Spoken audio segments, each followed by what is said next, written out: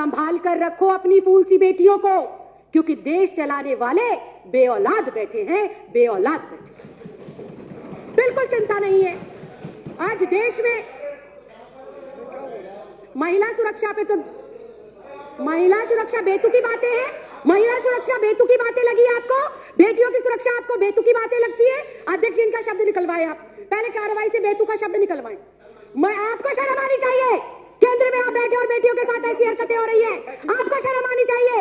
अगर किसी बेटी के साथ अत्याचार होता है और उसके खिलाफ कोई प्रोटेस्ट करता है तो आपकी दिल्ली पुलिस उसको उठा के जेल में डालती है। शर्म आनी चाहिए, डूब के मर जाना चाहिए आप लोगों को। ऊपर से कह रहे हैं बेतुका बोल रहे हैं, शर्म नहीं आती? विजेंद्र गुप्ता जी, आपके घर में बहन बेटियां नहीं है क्या? आपकी कोई बेटी नहीं है क्या? आप किसी के बेटे बाप नहीं है क्या?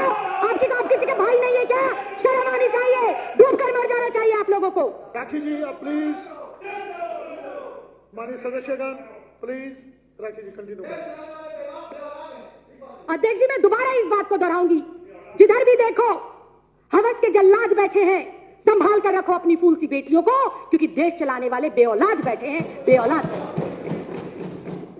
अध्यक्ष जी, आए दिन चाहे छोटी बच्ची हो, चाहे 27 साल की डॉक्टर हो, चाहे 56 साल की बुजुर्ग महिला हो, हर कोई हवस का शिकार बन रहा है, हर कोई रेप का शिकार बन रहा है। लेकिन सियासत में बैठे इन सियासतदानों को कोई फर्क ही नहीं पड़ता। कोई फूल सी बच्ची को नोच ले, कोई युवा बेटी को जिंदा जला दे, कोई बुजुर्ग महिला को नोच डाले, लेकिन इन सियासतदानों को फर्क नहीं पड़ता। ऐसे में सवाल उठता है कि देश जा किस ओर रहा है?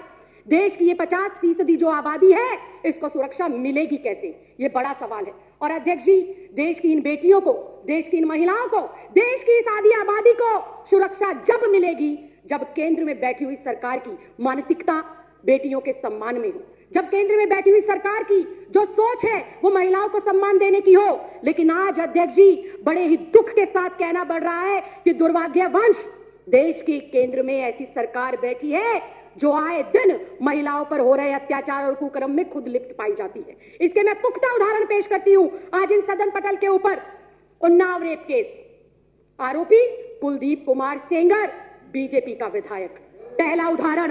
दूसरा उदाहरण, आसिफा 8 साल की मासूम बच्ची, कठुआ जम्मू का केस, इसमें भी आरोपी बीजेपी के नेता पाए जाते हैं। शाहजहांपुर यूपी का केस, चिन्मयानंद स्वामी एक बेटी को ब्लैकमेल कर रहा था, निवस्त्र होकर उससे मालिश कराता था। कौन है वो आदमी? वो है पूर्व गृह राज्य मंत्री बीजेपी की सरकार का।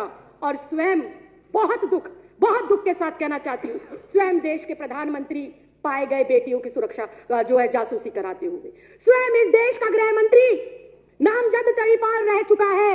ये मैं नहीं कह रही, ये मेरे देश का कानून कहता है, ये मेरे देश के न्यायालयों ने और जजों ने कहा है, ये राखी बिरलानी आम आदमी पार्टी नहीं कह रही है।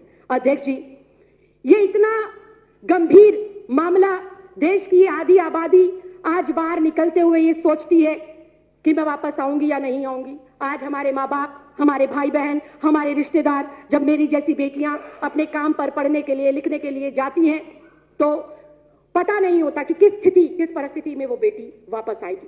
कंक्लूड करिए। बिल्कुल अध्यक्ष जी।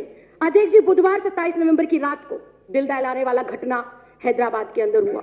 एक 27 वर्षीय डॉक्टर का स्कूटी खराब होता है और उसको मदद के बहाने 4 लोग घेर लेते हैं और उसके साथ गैंगरेप होता है, उसे जला दिया जाता है।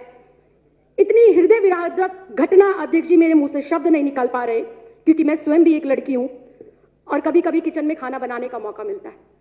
गलती से गरम कढ़ाई को छू लेते हैं अध्यक्ष जी, तो अगले 2 दिन तक उंगली दर्द करती है। उस बेटी को जब जलाया गया होगा अध्यक्ष जी, हमारी जैसी बेटियों की आत्मा कैसे आज कुलमुला रही है, आप समझ भी नहीं सकते। और ये सामने बैठे हुए बीजेपी के लोग कहते हैं कि किस तरह की बेहुदगी की जा रही है। अध्यक्ष जी, इसके खिलाफ कोई ना कोई कार्रवाई जरूर होनी चाहिए। और ऐसे में जब दिल्ली के अंदर एक अन्नू नाम की लड़की उसके खिलाफ आवाज बुलंद करती है, अकेली वो अपनी हिम्मत जुटाकर धरना देती है, तो वही केंद्र शासित जो दिल्ली पुलिस है उस बेटी के साथ बर्बरता पूर्व जो है काम करती है, उसको मारती है, पीटती है और जेल में डाल देती है।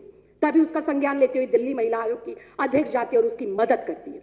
अध्यक्ष जी, कहने को बहुत कुछ है, लेकिन मैं एक बेटी होने के साथ साथ, एक महिला होने के साथ साथ एक महिला जनप्रतिनिधि भी हूं और मुझे नहीं पता कि 7वीं विधानसभा में आने का मुझे मौका मिलेगा या नहीं मिलेगा, लेकिन जितना समय और जितना प्यार जनता ने हमारी सरकार को दिया, मैं आज गर्व से सीना चौड़ा कर कर और अपनी गर्दन को खड़ा कर कर ये कह सकती हूं कि मेरी सरकार ने ना सिर्फ महिला सम्मान के लिए काम किया, बल्कि महिलाओं को सुरक्षित करने में भी बहुत महत्वपूर्ण कदम उन्होंने उठाए हैं। अध्यक्ष जी, हमारी सरकार ने महिलाओं की सुरक्षा हेतु 2.5 लाख से अधिक 2.5 लाख से ज्यादा सीसीटीवी कैमरे लगाने का काम करा। यह विश्व में पहला ऐसा राज्य है जहां पर चप्पे, चौक, चौराहे, गली, नुक्कड़ के ऊपर महिला सुरक्षा हेतु सीसीटीवी कैमरे लगाए गए। वहीं एक दिन के अंदर हिम्मत चाहिए और जज्बा चाहिए अरविंद केजरीवाल जैसा, एक दिन के अंदर 15,000 मार्शल बसों में तैनात करे गए दिल्ली की बेटियों, महिलाओं और बच्चों को सुरक्षा मुहैया कराने के लिए। वहीं पर 2 लाख से ज्यादा स्ट्रीट लाइटें, डार्क स्पॉट खत्म करने के लिए लगाए जाने का फैसला लिया और बहुत जल्दी वो लगाई भी जाएंगी। दिल्ली महिला आयोग ने पिछले चंद सालों के अंदर कई दशकों से पेंडिंग पड़े हुए केसेस को तुरंत निपटाया और पीड़ित महिलाओं के घर पर पहुंचकर उनको सुरक्षा मुहैया कराई और उनको सहायता देकर उनको न्याय दिलाने का काम करा। अध्यक्ष जी, मैं अंत में बस इतना ही कहूंगी, अगर नियत है तो सब संभव है। मन में अगर महिलाओं के लिए सम्मान है तो उनकी सुरक्षा भी सुनिश्चित की जा सकती है, उन्हें न्याय भी दिलाया जा सकता है और उनका सशक्तिकरण भी किया जा सकता है। मैं उम्मीद करूंगी कि देश में आज जो स्थिति है वो स्थिति भविष्य में ना हो, इसके लिए आज हर एक बेटी को जागना होगा, हर परिवार के सदस्य को जागना होगा और उखाड़ कर फेंकना होगा ऐसी मानसिकता के नेताओं को जो मानसिकता वो महिलाओं के विरोध में रखते हैं और जो उनकी मानसिकता महिला विरोधी झलकती है। आपने मुझे इस अति महत्वपूर्ण मुद्दे पर बोलने का मौका दिया। बहुत बहुत धन्यवाद, बहुत बहुत आभार।